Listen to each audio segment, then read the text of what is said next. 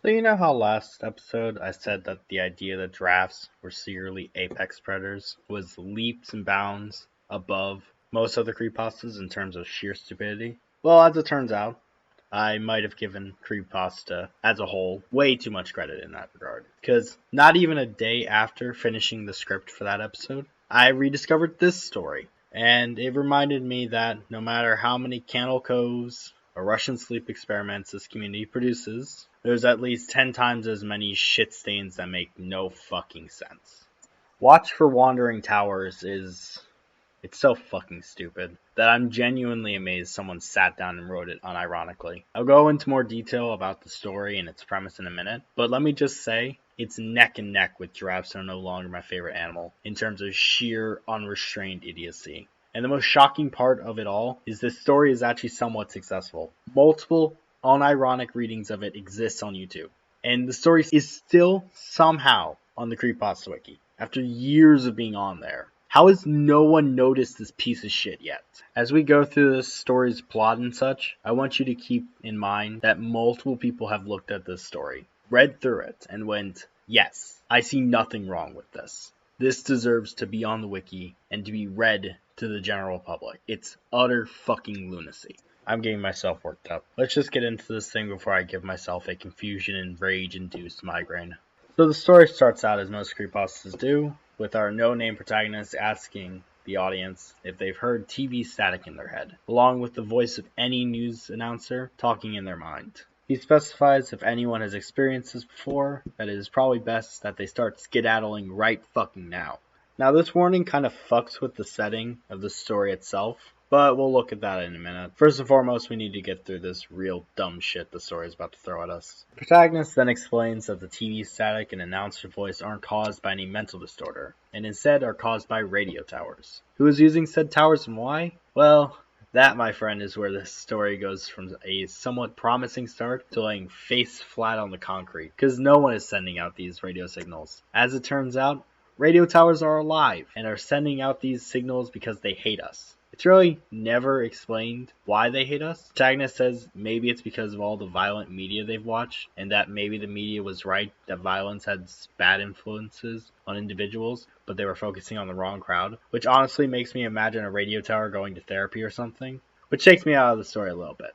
That said, nothing I could have thought of could be as funny or as tone breaking as the image the author thought of. Because not only do these towers send out radio signals, God, it's so fucking dumb. They walk around and use their ill-defined radio powers to murder people. No, I'm not kidding. And yes, this story was intended to be scary. I'll talk more about this in the actual review portion of this video. But man, any kind of build-up this story had going for it just evaporated as soon as the radio towers started walking around. So the story continues like it didn't just drop a fucking stupidity nuke on us, and starts talking about how walking radio towers transmit gore porn and hostile movies to their victims' heads to mock them, which is probably the first time that sentence has ever been spoken. But now we get into the meat and potatoes of this story, as the protagonist explains the radio towers can't be killed. He explains that, like Bullrog, radio towers have lots and lots of powers that essentially make them unstoppable killing machines. They can cause planes to fall out of the sky. How? Something about radios, I'm sure. They can cause tanks to burst into flames. How? Radios. Now, I could do the same joke for the next bit, but instead, I'm gonna read it verbatim because it needs to be heard to be believed. I saw some gun nut aiming an RPG at a herd of them once. One of them just looked at it with its big red eye. He ended up shooting the RPG into his own mouth instead.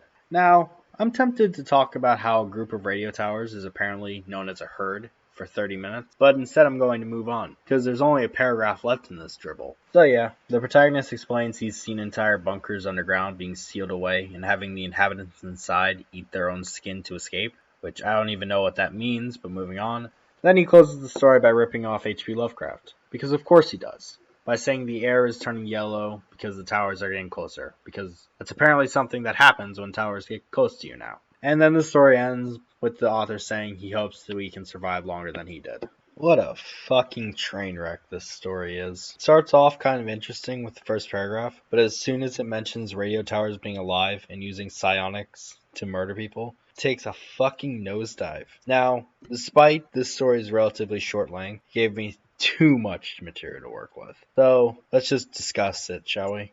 So, suspension of disbelief is a wonderful thing, isn't it? It has been used by writers and storytellers for generations to get around shit that if you took a microscope to, wouldn't make any fucking sense. How can Superman fly without wings or any kind of propulsion? How can Godzilla walk around on land without having his bones immediately explode? Sure, to the more cynical viewer of pop culture, these questions will pop up in their minds while reading or watching. But to the vast majority of individuals, they just go along with it for the sake of entertainment. That's great. I love non-realistic stories and settings. Godzilla is literally one of my favorite franchises of all time. But, goddamn, those stories don't make any fucking sense when you really scrutinize them. With that established, sometimes in media there are things even suspension of disbelief can't do. And my god, there's probably no better example of suspension of disbelief being thrown out the fucking window than this story. Let's start off with the basics. Radio towers being alive by itself isn't a silly enough idea to destroy suspension of disbelief. It's definitely out there, but it's not story breaking or anything.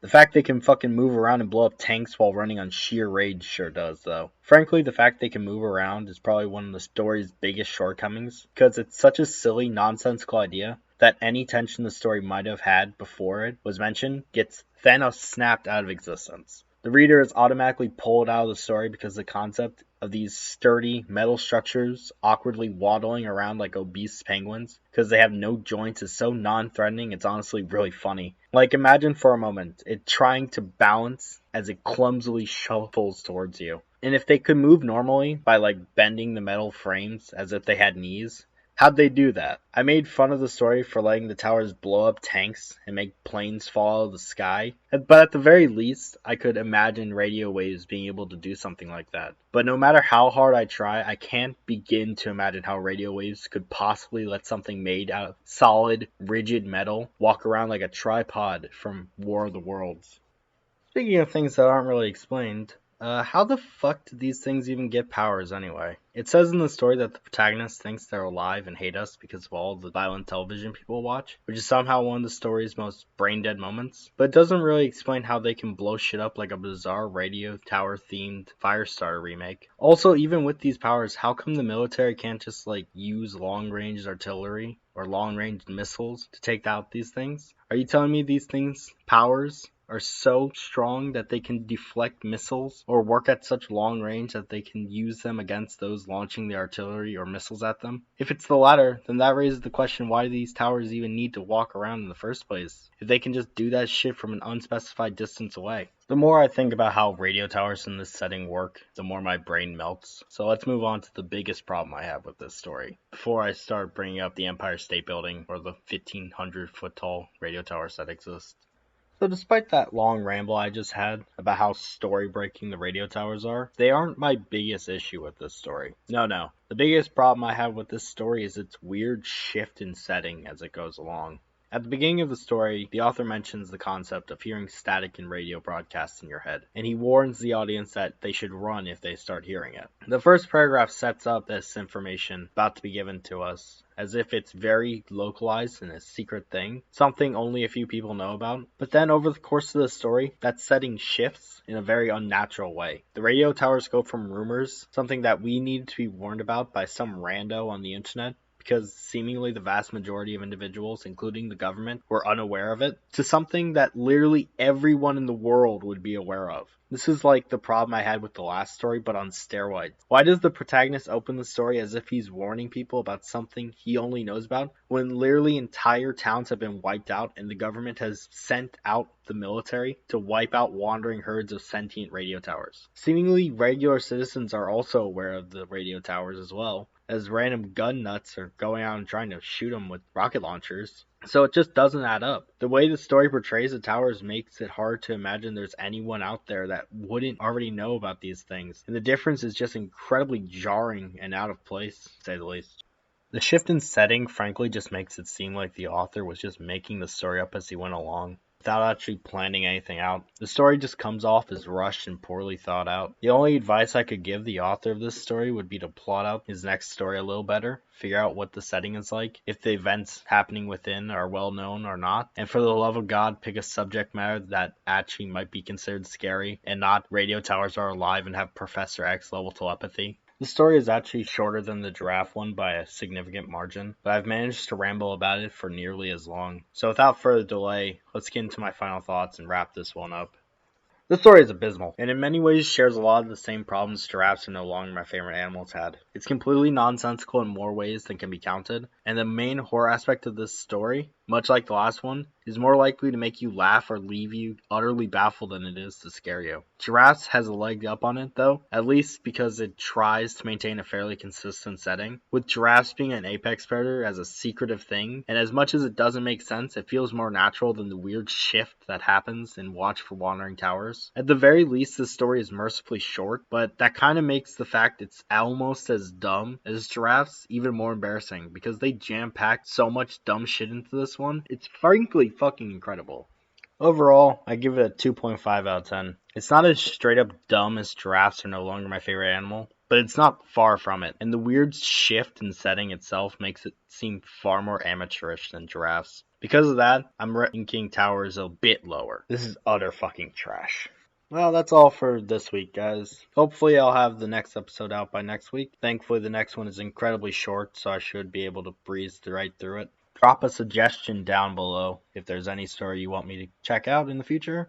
I got a couple stories I want to review eventually, but suggestions always come first. Thanks for watching, and I'll see you next week.